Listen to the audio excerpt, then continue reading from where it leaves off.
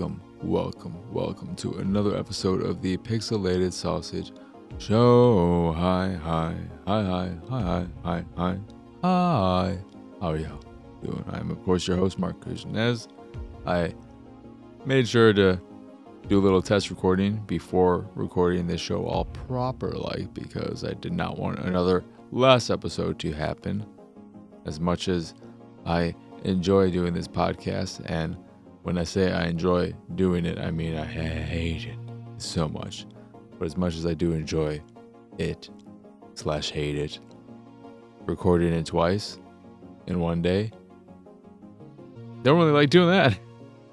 Trying to recapture the magic of an original recording in a second attempt because the first recording was so inferior in quality. It's impossible. But we don't have to do that or deal with that this week. Hooray! Huzzah! And I adjusted the gain a bit because I think last episode, after fiddling with everything in order to, one, find out what the problem was first and then get things back in order, I think I adjusted the gain a little bit too much on my mixer, and there was a bit too much peaking in the red with my audio last week. It was a little bit too loud, and I toned it down ever so slightly, so we should be good. I believe I have gotten the audio back into a relative sweet spot. There's no such thing as perfection. It's impossible. But I believe we're in a pretty good spot. So that's the update with all of that jazz. I have decided to stop streaming once again because this isn't a surprise. There's no great discovery or something learned that wasn't already obvious. I just accepted it finally, or looked at it and realized that what I love about streaming goes against the other part of streaming, which is to say, I love the interactive element of streaming. I love chatting with the viewers and all that jazz. And I think that's what they enjoy most too. Sure, they may like watching the game being played as well, but the whole point of streaming is that communal aspect, that interactive element, that ability to chat with the person playing. If that didn't matter to you or me, why would I have any incentive to stream and play a game on more than just my own terms? And if you are a viewer and don't care about the interactive element, why aren't you just watching videos on YouTube? It's because you like that, and for the streamer, because they like that. However, when I have such limited time these days for various reasons, and so much of my gaming time has to be dedicated to the games I'm playing for content I make in the form of Attack the Backlog, second runs, etc. Streaming just doesn't make any sense because it's inevitably going to distract me to whatever degree, even if I try to limit how much interaction I do when playing a game for Attack the Backlog. I'm still going to be distracted to some degree, even if I'm not directly being distracted. I'm indirectly being distracted. I know things are happening in my peripheral, and that hurts my ability to fully take in a game and then be able to recall things that happen, to give full and complete opinions on a game, to be as thorough as I want to be when discussing a game and whatnot. So I have decided to step back from streaming again with a potential future return where I play games maybe once a week, or stream games once a week. Games that I have already beaten, or ones where maybe I play them for a tithe. If I ever have the time to play something like The Witcher 3 or one of the recent Assassin's Creed games for a tithe of backlog, once I've completed those games, quote unquote completed those games, and have just side missions and collectibles and that kind of stuff to mop up, that would make for a perfect streaming game, because I can do all that at my own pace. I can take breaks. I can interact with chat. I'm not worried about capturing content. I'm not worried about remembering this or that for my script, or caring a lot about what the hell the game is offering me anymore, because I have already formed my opinion about it and I'm just enjoying it and relaxing in it from that point on. So that would work for a streaming game. That is all hypothetical stuff that is still way down the line. So for the time being, and potentially for a while, the only real way in which you'd be able to see me stream is if you are in the All You Can Oatmeal Patreon tier, where I will be doing the weekly Q&A every Saturday at 9 p.m. Central Time. I decided on that time because Saturday is the 6th day of the week and 9 p.m. is 9. So 6, 9, 69. Yeah, I am a child. And then I may put up the archive of that Q&A on Sundays at 8:29 in the morning, because 8:29 is also 7 plus 89 minutes. And you know what they always say, 7, 8, 9. Yep. That's my thought process. I always want to try and find the dumbest way to go about making decisions. And so 69 and 7, 8, 9 seem pretty fucking dumb. I am excited to do the Q&A, even though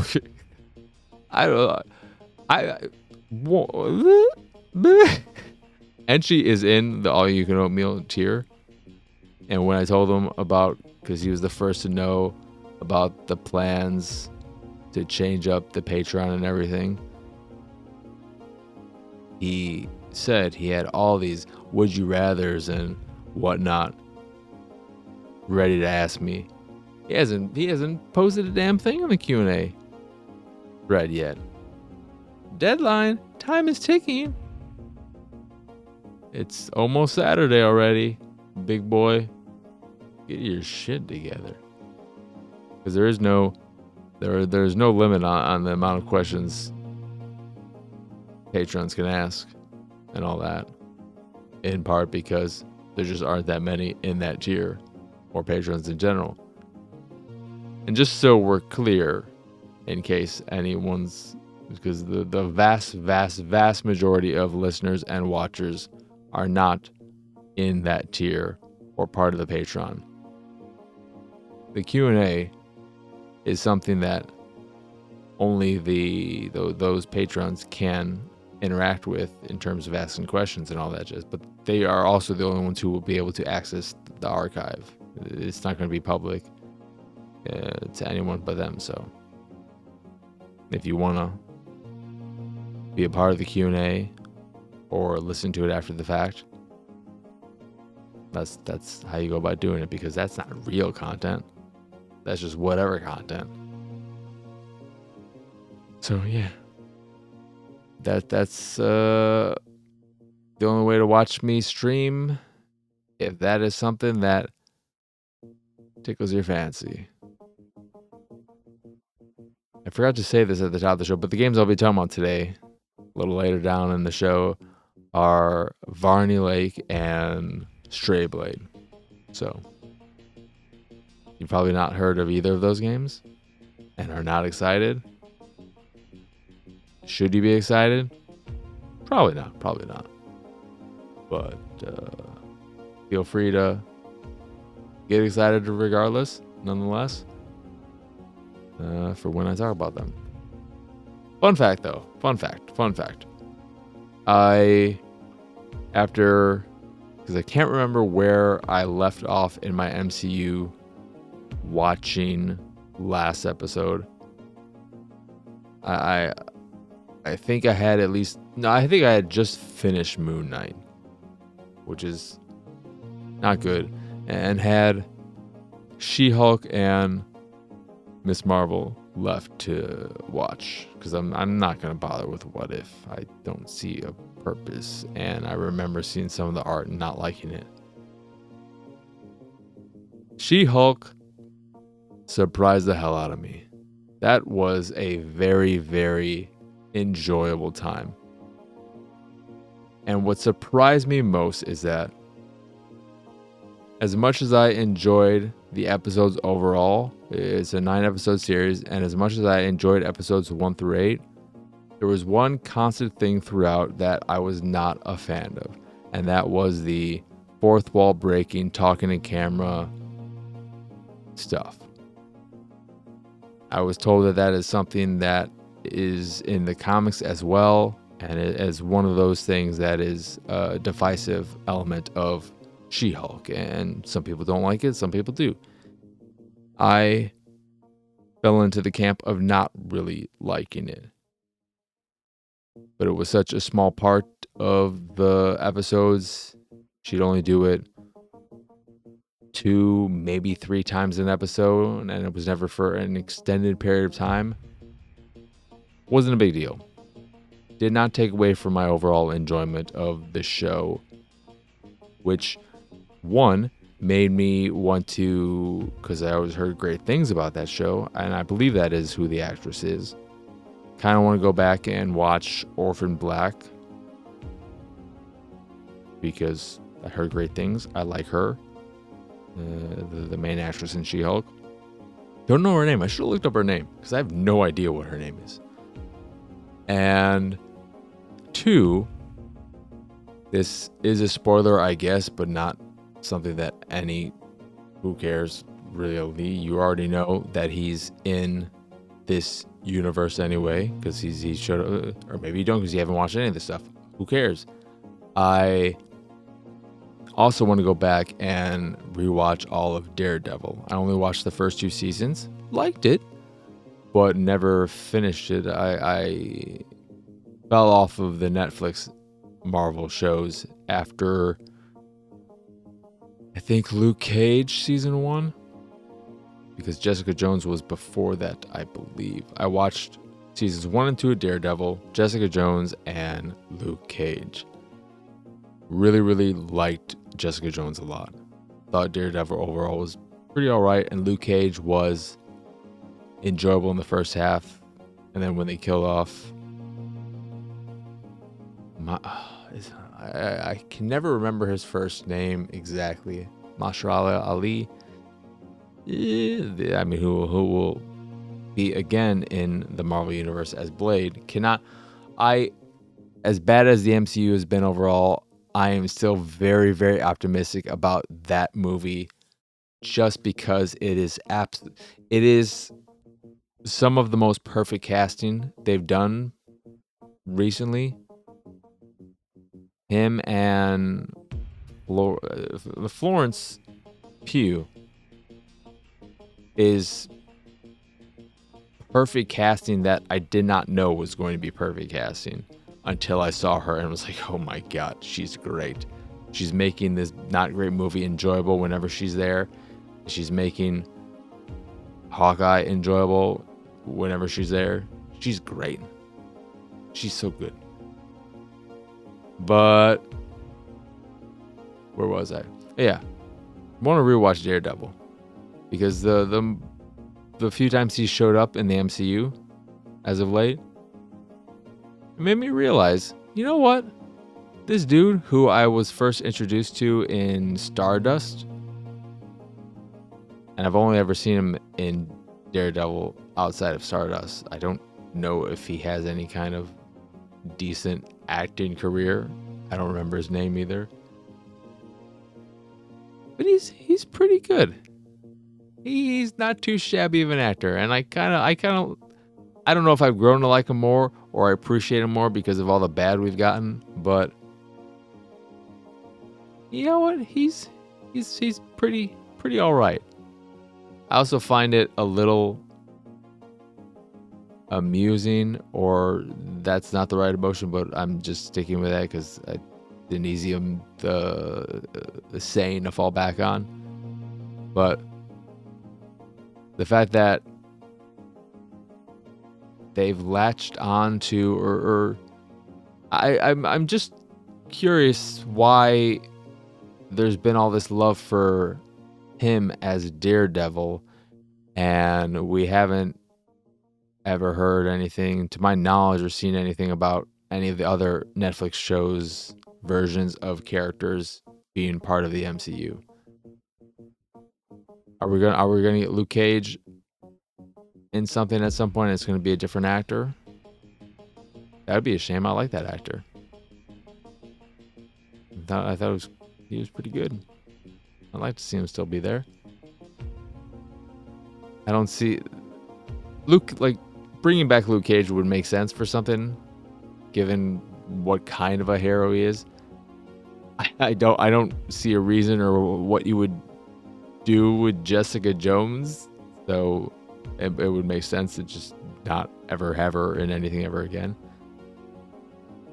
And go ahead and recast. I never watched that Iron Fist stuff, so you can recast that all you want. But since I caught up with all that, I just realized how distracted I got talking about She-Hulk. The fourth wall breaking stuff, I was not a fan of until the 9th episode, until the finale, which made me change my tune about all of that, because the vast majority, almost the entirety of the finale of the 9th episode is just fourth wall breaking craziness, and it works so well. It's so well done that I immediately changed the way I felt about every episode that came before, because as much as I'd like to think you could do the 9th episode without having the fourth wall breaking throughout the series, it would be jarring, it would be confusing, it would maybe still work kind of, but you needed those seeds throughout the series for it to really work, and to work as well as it did. And my God, did it work on me in a way I never would have expected that kind of thing to work. Because as we all know, I'm not super fond of the way Blazing Saddles ends, which is kind of reminiscent of the way She-Hulk ends. But it just, I don't know if it's because I think the MCU is such shit that seeing this character break through and enter our universe, and it's not that she is going around shitting on the people writing MCU stuff and stuff like that, but there is a certain vibe about it that I feel is relatable. It's really good. And I like that. It's just the cameos in that show. She-Hulk's good. She-Hulk is a good show. She-Hulk is a good show. What's not a good show is Miss Marvel. I maybe hate that show more than any other MCU show because it is so not me. The problem with Miss Marvel is that Miss Marvel, Kamala, what's her last? It doesn't matter what her last name. I find her to be an incredibly annoying character, and it is just. I understand why people like it. I get it. It's just not. It's not my kind of thing at all. It's just not for me. It's so not for me. When she gets the ride home from the new boy in town and she's all excited and feeling lovey-dovey and starts having her little musical fucking number kind of shit, singing along to the song that's playing, I wanted to fucking throw my head through the TV so that I would die from the force of it all, and also stop that fucking show from playing. No one else would have to watch it, and they would just have to watch my twitching corpse as it's still firing electrons for 15 minutes or whatever after I die. But that kind of shit is all over it. It settles down a little bit as the show goes on, but I hated her as a character. Everything else around it wasn't bad. I liked her. I liked both her friends. I thought her guy friend was all right, and then I really liked her lady friend and her little subplot. I thought the family stuff was solid. I like the fact that we are seeing a different type of family represented on the small screen, on any screen, but in something like an MCU show, which you would expect would get more eyes than other things. And on paper, it should work, because it's Kim's Convenience meets Into the Spider-Verse, except bad, and bad solely because your main character is not. If you're a girl, she's probably super relatable. If you are a parent who has girls, probably super relatable, and you can understand. You're like, oh yeah, oh girls. Me? No.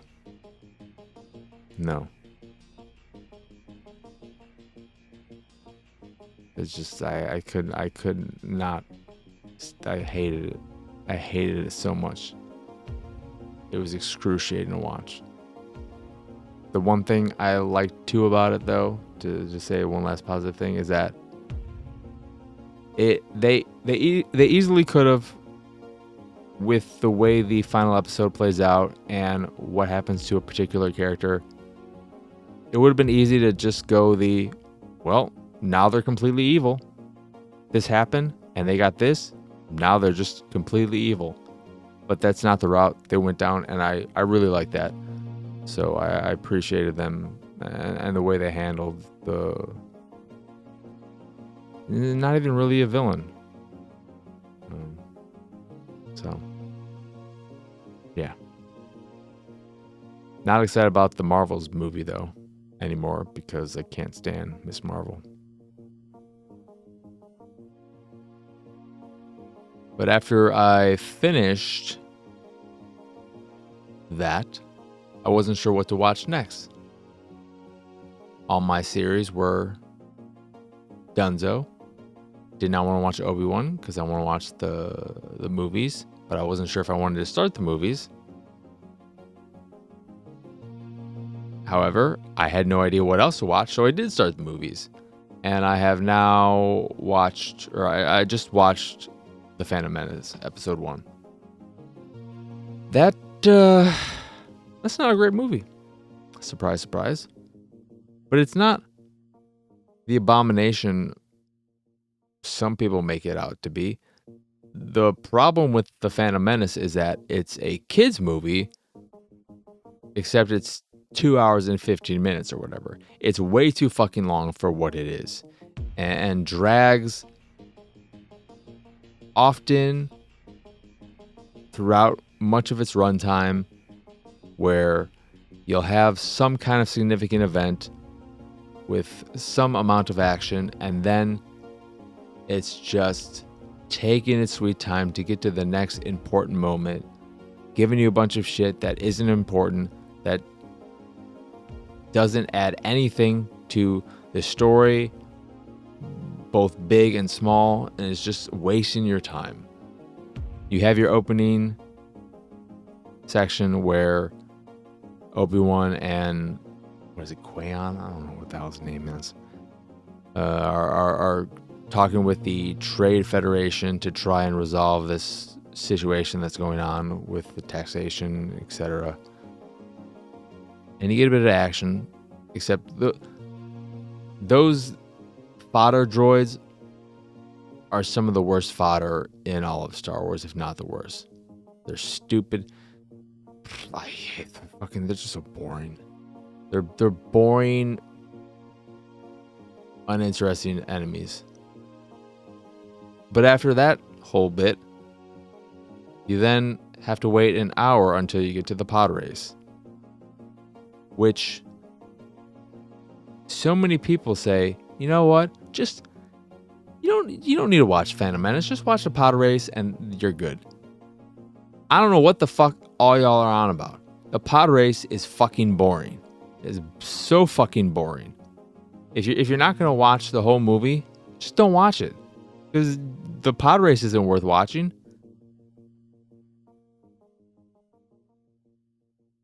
It's just, for the most part, pretty freaking boring. There are weird choices made in terms of characterizations and accents.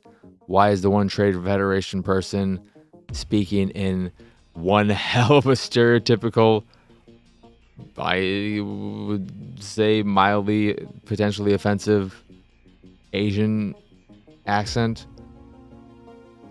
Jar Jar Binks, whatever.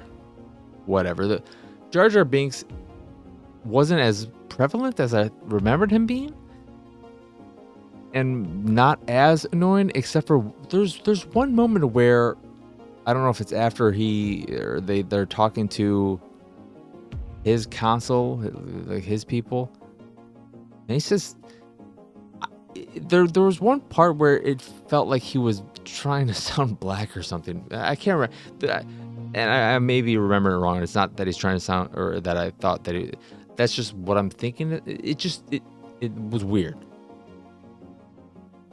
And then the boy, Anakin, overall, just whatever. Not overly annoying, except there are, I think he only says it twice. There are 2 instances. This is the absolute worst part of the movie. And I hope someone can feel me on this and agree with me. The worst part of the entirety of is it The Phantom Menace or just Phantom? Probably The Phantom Menace. Regardless, the worst part of the movie happens twice, and it's when Anakin goes yippee. Because the way he says yippee, it sounds so fucking stupid, and it in both cases does not sound like it's part of the scene. It sounds like it was just dubbed in, and it's weird. I hate it. I hated it so much. It's just 2 times Anakin goes yippee. It's like, fucking fuck off, you stupid kid. Jesus Christ. But it was whatever. I was surprised by how for the majority of it I felt nothing. I wasn't there hating it. I knew I wasn't going to enjoy it, most likely. But there was just nothing in it where I ever felt, oh yeah, this is kind of cool. I don't like Darth Maul.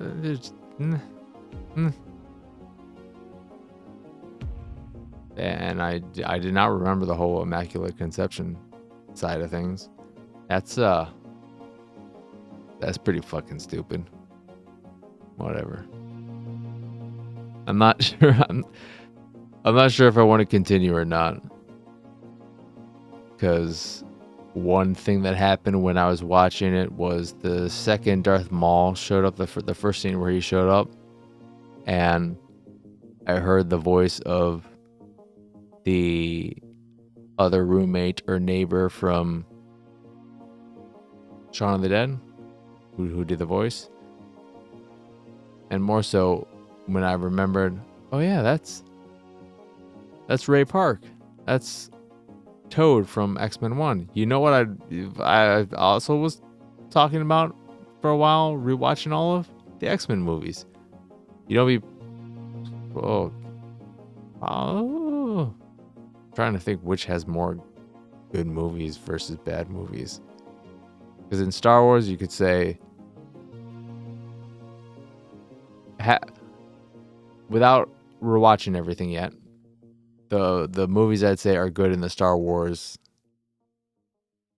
universe are A New Hope, Empire Strikes Back, Force Awakens, and The Last Jedi. I don't like Return of the Jedi. I don't like Rise of Skywalker. That's no surprise. I'm a little iffy on Revenge of the Sith? Is that the third one? In the prequel trilogy? My recollection is that, and it could just be because it comes after the other two movies, but I remember thinking the one time I saw it, you know what? That could have been a lot worse. But is that a ringing endorsement? Not really. And then with X-Men, you got X-Men 1 and 2.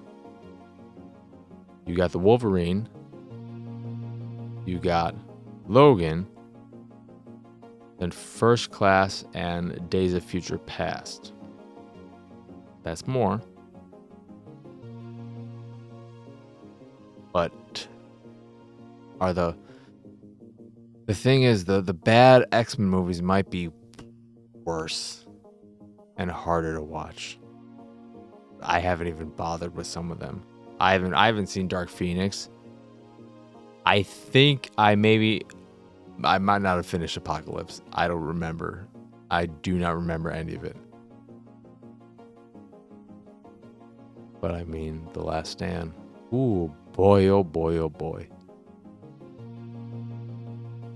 Anyway, that's enough of meandering. Let's get on to what I've been playing, starting with Varney Lake, which is an adventure game. It's not a point and click. Would you just call them adventure games where you're just, or I guess a visual novel? Yeah, fucking Jesus Christ! I forgot the genre visual novel exists, which is what you would call a game where you're just reading text and occasionally making choices. This is from the same developers who did that Mothman 1960 something or other game. So a visual novel with a retro aesthetic, reminiscent of the NES era of games. So pixelated graphics and all that, which is nice. It's charming. The problem with Varney Lake, though, something that I don't remember being as problematic with the Mothman games, though I think there are ways in which they're tied a little bit, in that there was, and maybe it wasn't exactly the same, there was a solitaire game that was a part of the Mothman game. And there's one here, which you see or are part of the creation of. And I can't remember if it's exactly the same game or not. I don't like it. As someone who loves solitaire and many forms of solitaire, I find the solitaire that was created, I don't know if it's a solitaire that already exists. I've never played this version of solitaire, except unless it was in Mothman, the same version or not. But I don't like it. It's weird. It's not explained entirely well, and worst of all is the way you interact with it. The way you play the game is through the text menu. So instead of being able to press left and right on the D-pad or the analog stick to go around and select the cards you want to use and all that, you are using the text box to say, move cursor left, move cursor right, select card, do this, do that. And it's just an incredibly clunky way to interact with a game of that nature for no reason. Well, just let me interact with it in a normal way. You don't need to have this whole text adventure visual novel thing for the, like, if you're gonna have a little mini game in your game, let me interact with it in a way that makes sense. But it's insubstantial to anything, so you don't have to play it, you don't have to beat it. You can try it and then say, I'm done with this, let's move on with the story. Except, despite the game taking roughly 2 hours to complete, I checked out after about 45 minutes because I found it very, very boring. It's a story taking place between two times in the past when you are a kid, you're like 12, 13, in that age range. You and your two friends, I think your name is Jimmy, and then your friend Doug and his cousin Christine, maybe? Or just a couple, just a couple of kids hanging out, going on adventures. You come across a vampire. And then in the future time, still in the past for us, you were talking with a reporter who is asking you about what happened in the past. So you are controlling or inhabiting the reporter in the future, and then you were inhabiting Jimmy in the past. And it goes back and forth between the two. But it's just a pretty boring story. You think in a game where it's in a game as short as it is, where I experienced a third to a half of what's there, it should have gotten exciting at some point during that time, but it never did. It never got interesting. It never made me want to keep seeing where the story was going or anything of that nature. I just, for the whole time when I was quote unquote playing, because the choices too that come up are very minimal in terms of how often they do show up, and they never seem to have any significance in steering the story in any particular way. There will be instances where you have to interact with certain elements in order to help characters out or do certain actions. But it's not puzzly or anything of that in that way. It's just a little bit of tedium, a little bit of, hey, we want you to feel like you're doing more than just reading. So here's a little nugget for you, but it doesn't add anything to the experience. So I just put on the auto play and was reading along for the majority of my time with it while fiddling with a multi-tool, opening and closing it. And that was my experience with it. So after a certain point, I just said, you know what? Why am I still reading this? I'm not I'm not getting anything from it.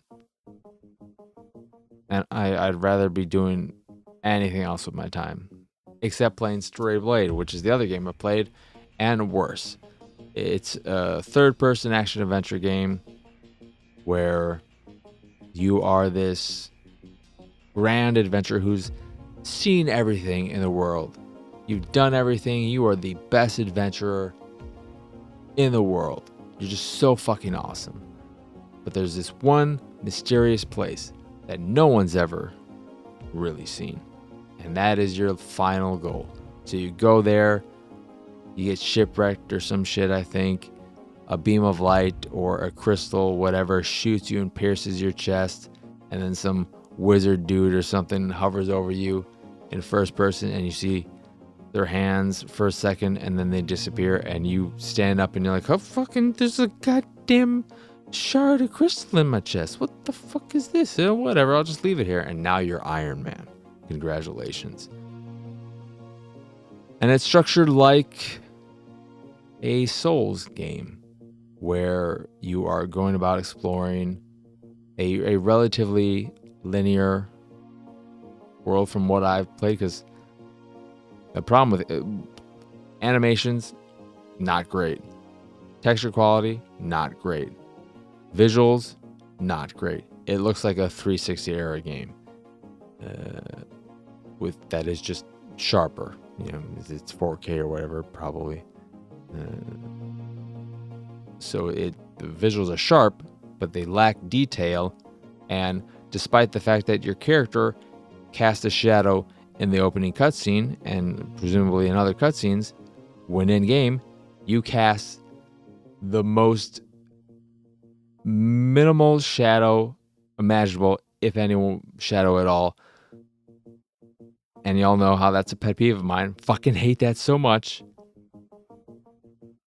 And then there's a slight choppy nature to the game, and seemingly more so when you're moving the camera around.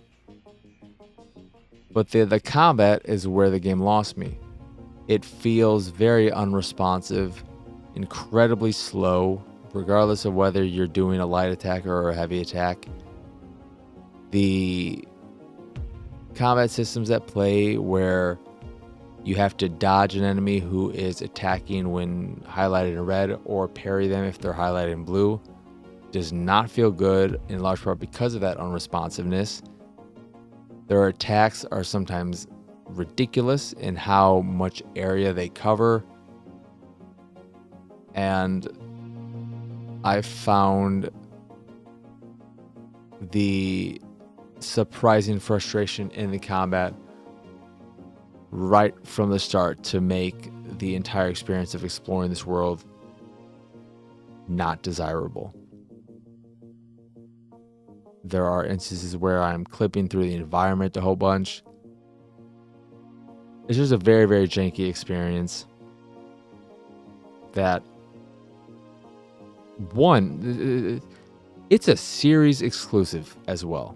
I'm playing the Xbox. I'm not saying it's console exclusive, but that it's not an Xbox One / series game, or an Xbox One game that you can play on your series because, it's fully backward compatible and all that.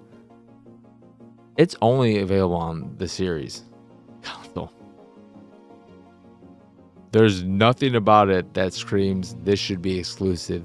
This is a game that you should limit your audience with. But it is, and there's no reason to play it. It's not good. It's bad. It feels bad. It looks bad. The voice acting is kind of okay, but then the writing is so bad that you just feel bad for the voice actor who has to read this dog shit script. I was excited about it too. I thought it would probably be. I was expecting something in the vein of Remnant from the Ashes, a surprising game that clearly did not have, or didn't have a AAA budget, but did well with what it had, and all that, but it's not that. It's just clunky, derivative, very reminiscent aesthetically of Kingdoms of Amalur, and looks like it could just be from that world, but a little bit lesser in image fidelity and quality. Unfortunate though. In a game like that, a lot in many ways it lives and dies on the quality of the combat and the quality of the enemies you're fighting, with another heavy aspect, or another important part being the world and how interesting it is to explore. Fails on all fronts. It's doing nothing to entice one to keep playing or make the experience enjoyable. So that is Stray Blade, and that is it in terms of what I've been playing and all that jazz. So I am going to call it a show, as I always do when I'm done with what I've been playing.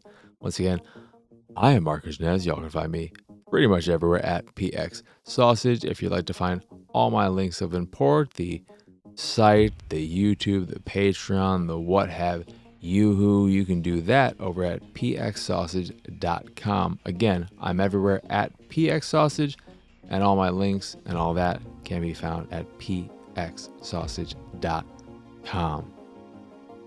So yeah, that will do it. Go on and do it. Do it. Do it till you're satisfied, whatever it is. Do it. As long as it pleases you, just take your time. Relax your mind. All right. That's enough of that.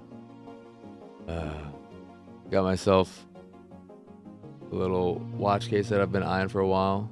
Got 2 watches in it, 2 empty slots. Need a gold watch, and then maybe some other random thing, or a Garmin if that Solar 2 ever goes on sale for like $200. It's funny, I was looking at Rolexes as part of my whole EDC addiction. A lot of people gift themselves Rolexes as treats for hitting milestones, work milestones, life milestones, etc. And I was just curious how much they cost. I had an idea in my head of how much they cost. I was very wrong. I thought the max, the most expensive Rolex was in the ballpark of a very low end or used car. You know, 10, maybe 15,000. But realistically, depending on what state you're in, cost of a Rolex, and of course it's going to vary like anything. You know, there's going to be your expensive Rolexes and your high-end, there's going to be your high-end expensive Rolexes and your cheaper ones, relatively speaking. But you go at that higher end, you can buy yourself a house, or at least put a down payment, a significant down payment. Ugh, God, that's never happening. Not that I knew I was never getting a Rolex, but I really know I'm not getting a Rolex ever. That's fine. I like Citizen. Citizen is a good brand. Citizen is a great affordable watch brand, and I love their atomic watch keeping, clock keeping, time keeping, atomic time. I think it's atomic time. I love that, and yeah, I fucking adore my one Citizen watch, and I am gonna get another one. I'll probably end up getting 2 more to fill the thing. A gold one that I have my eye on, and then maybe the Blue Angels one, or I'm not the biggest Star Wars fan.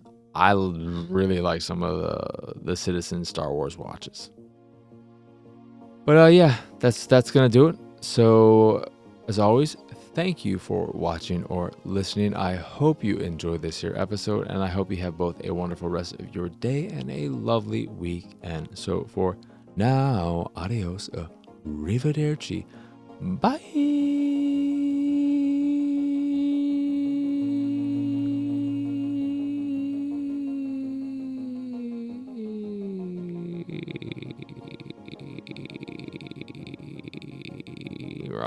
I'm trying to find the button. There it is. All right, bye-bye.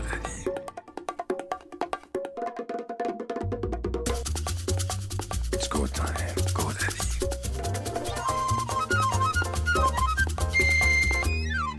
It's go time. Go, Daddy.